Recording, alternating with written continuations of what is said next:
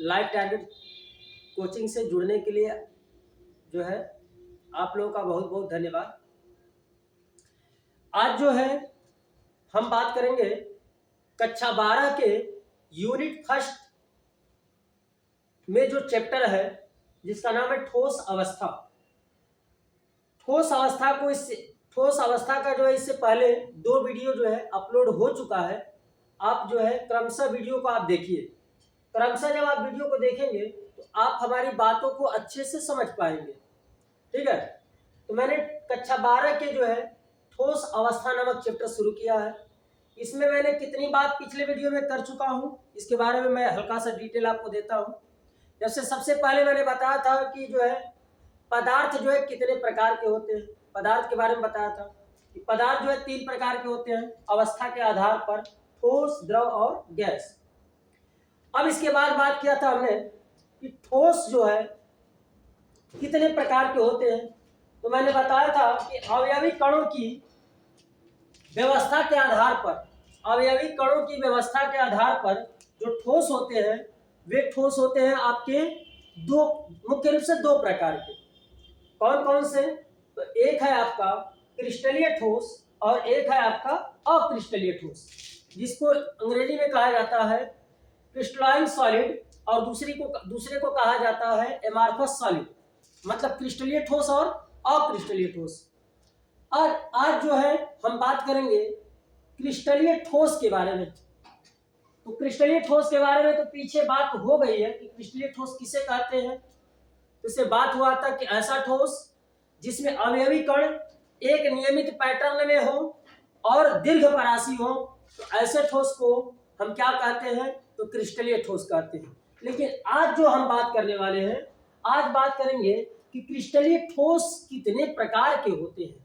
ठीक है, तो आज जाइए देखते हैं हम लोग क्रिस्टलीय ठोस कितने प्रकार का होता है। तो क्रिस्टलीय ठोसों का वर्गीकरण, क्लासिफिकेशन ऑफ सॉलिड।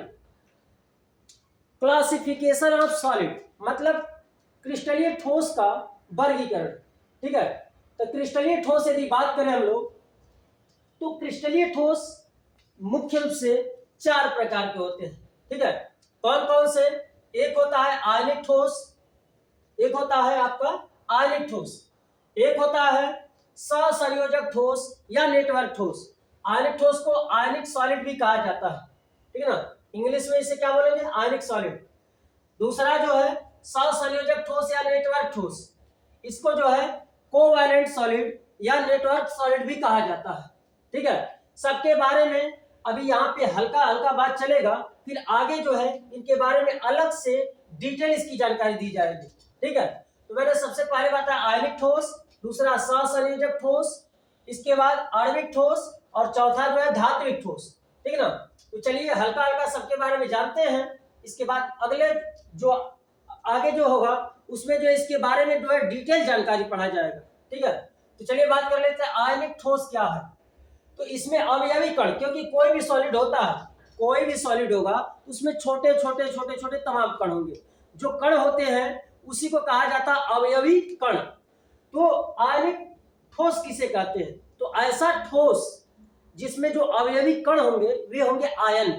आयन तो आप जानते हैं, जब कोई भी एटम, परमाणु जब या तो इलेक्ट्रॉन जो है लॉस कर देता है, मतलब अपने अंदर से इलेक्ट्रॉन निकाल देता है, तब तो उस पर धनायन आता है, या जो है कहीं से इलेक्ट्रॉन ग्रहण कर ले तो उस पर जो है आता है ऋणायन। तो आयन तो आप समझ रहे हैं। तो ऐसा ठोस कल्पना करिए, ऐसा ठोस जिसमें अवयवी कण क्या होते हैं? आयन होते हैं। और उन अवयवी कणों के बीच में, भाई कण होगा तो जुड़ा भी तो होगा, तो उन अवयवी कणों के बीच में जो आकर्षण बल लगेगा उसको कहा जाता है स्थिर वैद्युत आकर्षण बल। अवयवी कणों के बीच में जो बल लगता है आयनिक ठोस किसे कहते हैं? तो ऐसा ठोस जिसमें अवयवी कण आयन हो तथा उन अवयवी कणों के बीच स्थिर वैद्युत आकर्षण बल कार्य करता हो, तो ऐसे ठोस को हम लोग क्या कहते हैं? आयनिक ठोस। इसी तरीके से आप परिभाषा लिख सकते हैं।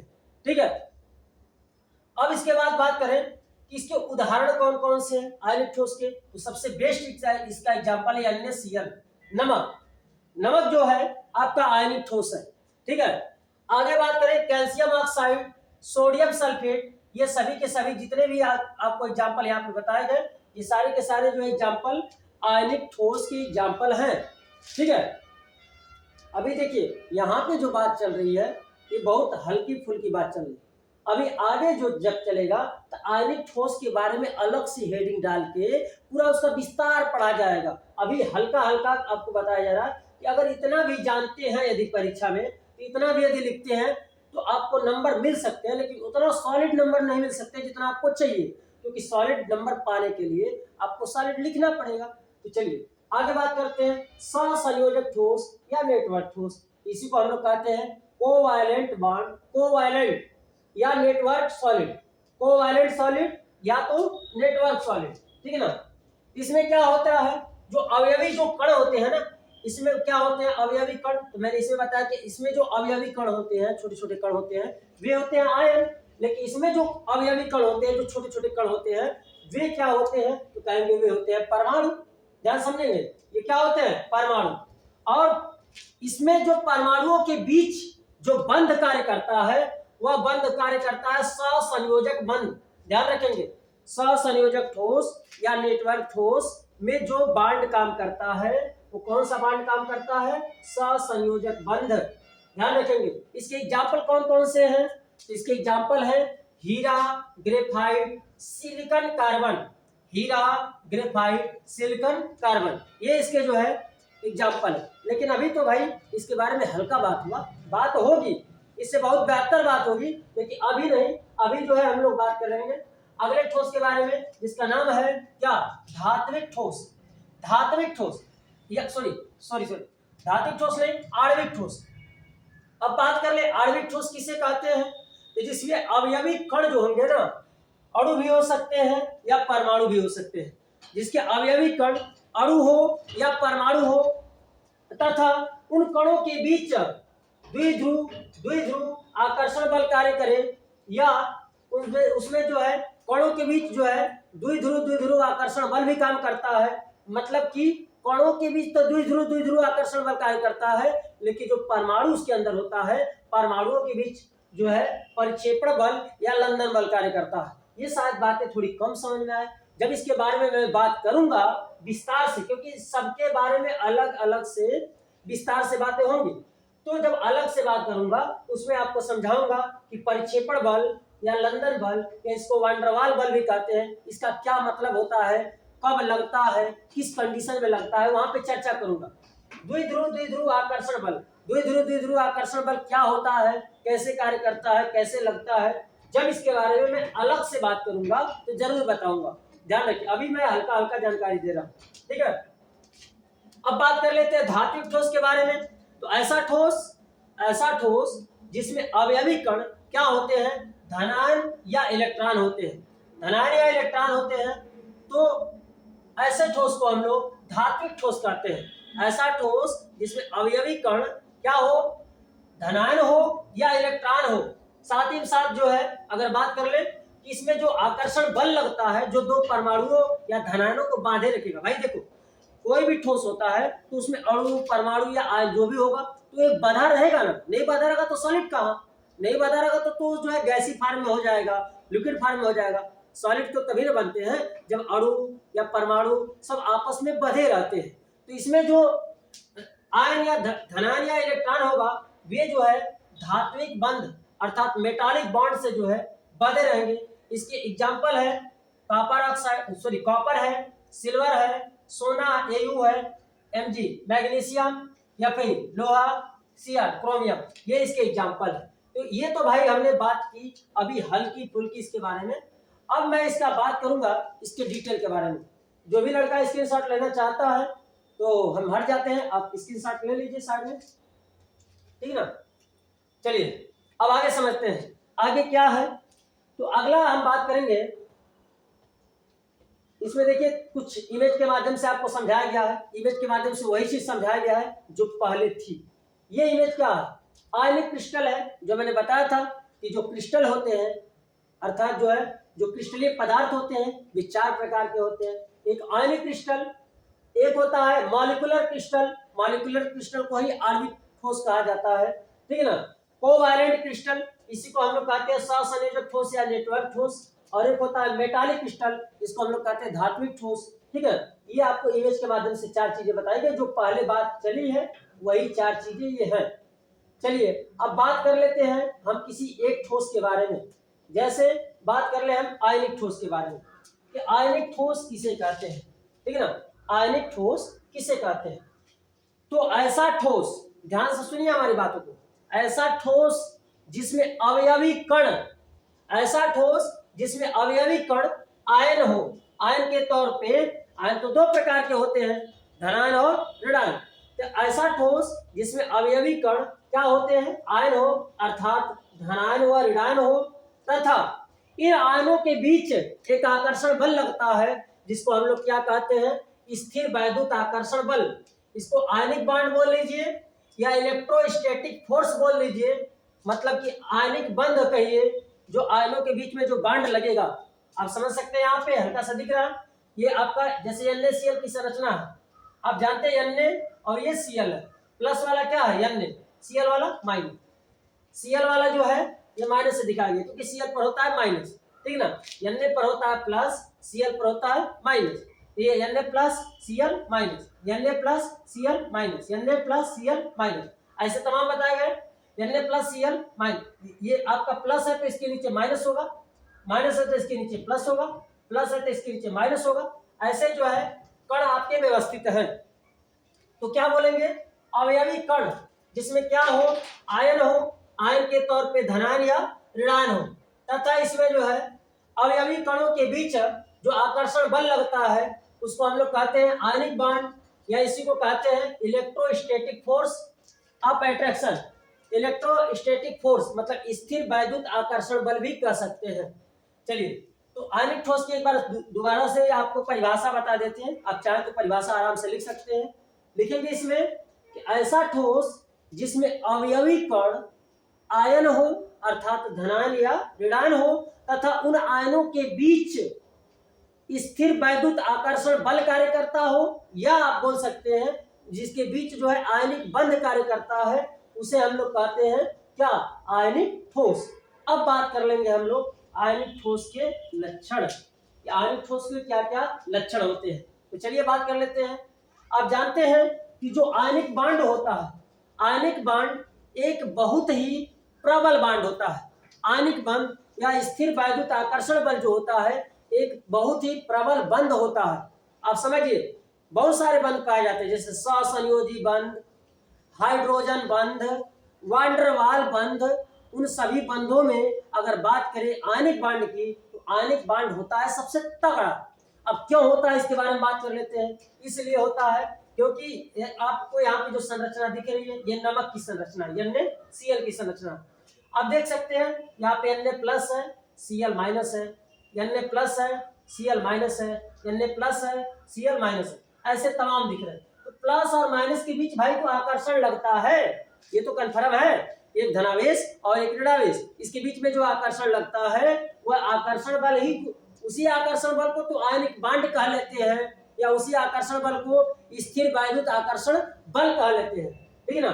तो स्थिर वैद्युत आकर्षण बल, बात को समझिए, स्थिर वैद्युत आकर्षण बल एक बहुत ही प्रबल बंध है, आप इस बात को समझिए, ठीक है। तो चलिए बात कर लेते हैं हम लोग प्रबल बलों की उपस्थिति के कारण। आप जानते हैं कि आयनिक बंध एक प्रबल बंध है, तो प्रबल बंध की उपस्थिति के कारण क्या होता है, ये होते हैं कठोर। सिंपल बात है, आप कभी भी नमक को आप हाथ से दबाइएगा, देखिए वह दबेगा नहीं, दबेगा, ठीक है, वो दबेगा नहीं, एकदम सॉलिड होता है, ठोस होता है, क्योंकि उनके बीच जो बांड लगता है वो आयनिक बांड बहुत ही प्रबल बांड है। बात को समझिए, लगभग तो ऐसा माना जा सकता है कि सभी बंधों में सबसे प्रबल बंध जो है आयनिक बांड को ही माना गया है, ठीक है ना, ठीक है। लेकिन कहीं कहीं पे इसके अपवाद भी आपको दिख जाएंगे, ठीक है। तो प्रबल बलों की उपस्थिति के कारण ये क्या होते हैं, कठोर व भंगुर होते हैं, एवं इनके गलनांक व क्वथनांक भी क्या होते हैं, उच्च होते हैं। हम कह रहे हैं कि जब Na प्लस Cl माइनस जब अलग अलग होगा तब तो गलेगा, और हम कह रहे हैं कि इनके बीच में प्रबल आकर्षण काम करता है, जो आकर्षण काम करता है बहुत तगड़ा, इसीलिए इसको उष्मा भी तो अधिक देना पड़ेगा गलाने के लिए। तो प्रबल वैद्युत आकर्षण बलों की उपस्थिति के कारण ये होता है कठोर कठोर के साथ साथ ये होता है भंगुर। भंगुर का मतलब क्या होता है समझिए, जब किसी चीज को ऐसे मोड़ा जाए और ऐसे मुड़ने के बजाय वो बीच से चटक जाए, बीच से टूट जाए, तो इसी को हम लोग कहते हैं भंगुर। आप नमक को कभी भी एग्जाम्पल के तौर पर ले सकते हैं। नमक को लीजिए एक रोड़ा और उसको क्या करिए, जोर से ऐसे चटकाइए, तोड़िए, देखिए आपका मुड़ेगा नहीं, वो मुड़ेगा नहीं, वो सीधे से चटक जाएगा। जैसे आप सेला नमक भी देखेंगे, ऐसे चट्टान टाइप का मिलता है, उसको कभी भी आप ऐसे मोड़ के देखिए, कभी भी नहीं मुड़ेगा। तो क्या होता है, प्रबल वैद्युताकर्षण बलों की उपस्थिति के कारण ये क्या होता है, कठोर होता है, कठोर के साथ साथ भंगुर होता है, और इसके प्रबल वैद्युताकर्षण बल के कारण इनका गलनांक व क्वथनांक भी क्या होता है, उच्च होता है। हमारी बातों को समझिए।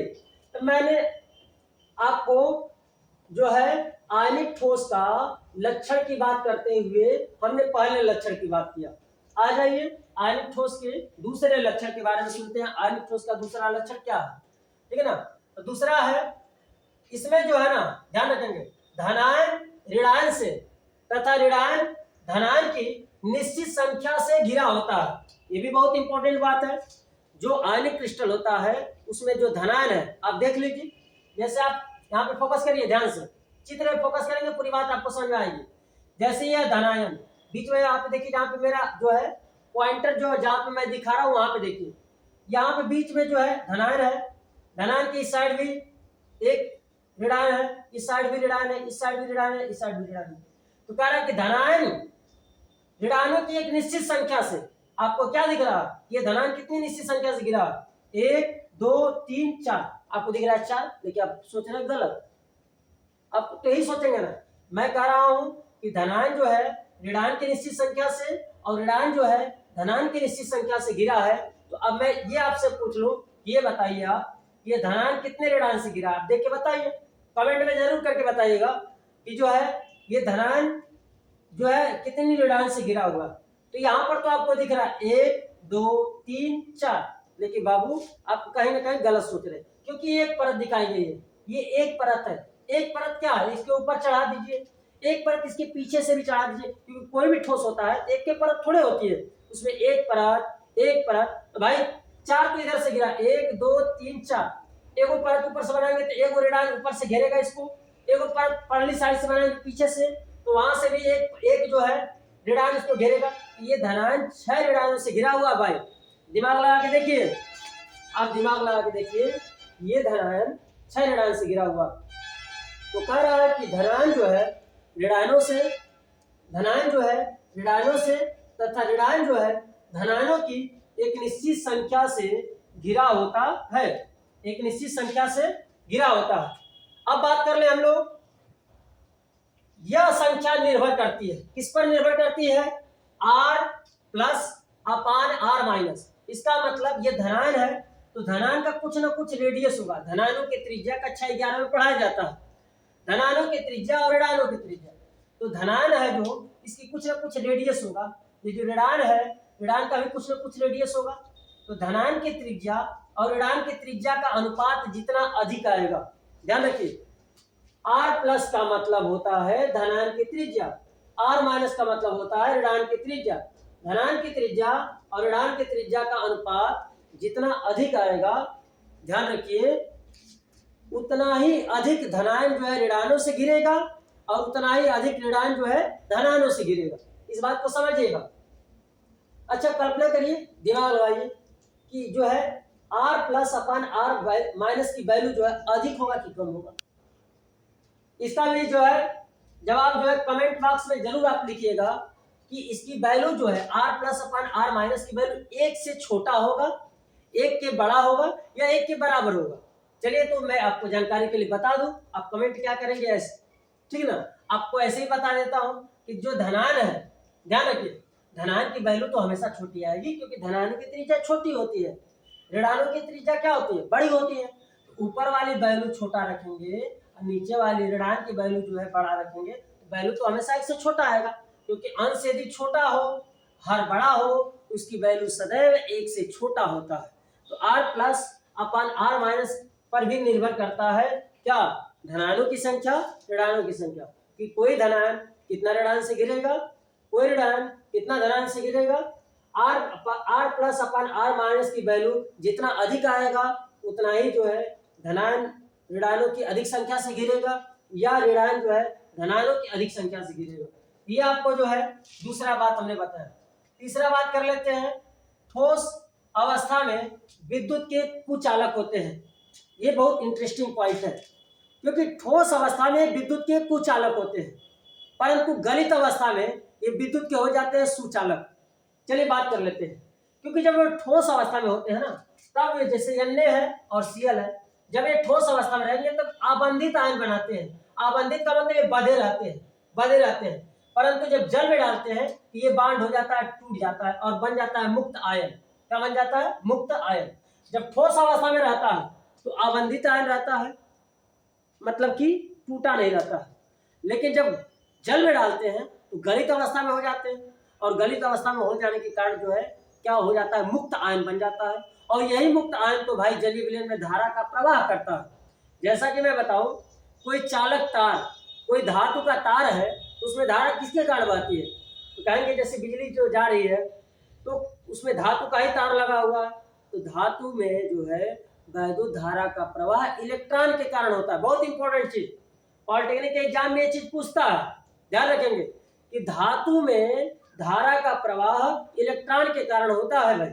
लेकिन अगर बात करें हम अधातु में, तो अधातु में तो मुक्त इलेक्ट्रॉन होता ही नहीं है, धारा का प्रवाह होगा ही नहीं। लेकिन मैं बात कर लूं किसी जलीय विलयन में, तो जलीय विलयन में धारा का प्रवाह, मान लीजिए कोई जलीय विलयन हम लेते हैं, जलीय विलयन में धारा का प्रवाह किसके कारण होता है? तो आयन के कारण होता है। वो भी कैसे आयन के कारण? तो मुक्त आयनों के कारण। तो जब वह ठोस अवस्था में रहता है तो आबंधित आयन रहता है, मतलब ये बंधा रहता है। लेकिन जब गला देते हैं तो इस बांड टूट जाता है और बन जाता है मुक्त आयन, और यही मुक्त आयन जो है वैद्युत धारा में भाग लेता है। इसी को कहते हैं ठोस अवस्था में विद्युत के कुचालक होते हैं, परंतु गलित अवस्था में यह क्या हो जाता है? विद्युत का सुचालक होता है।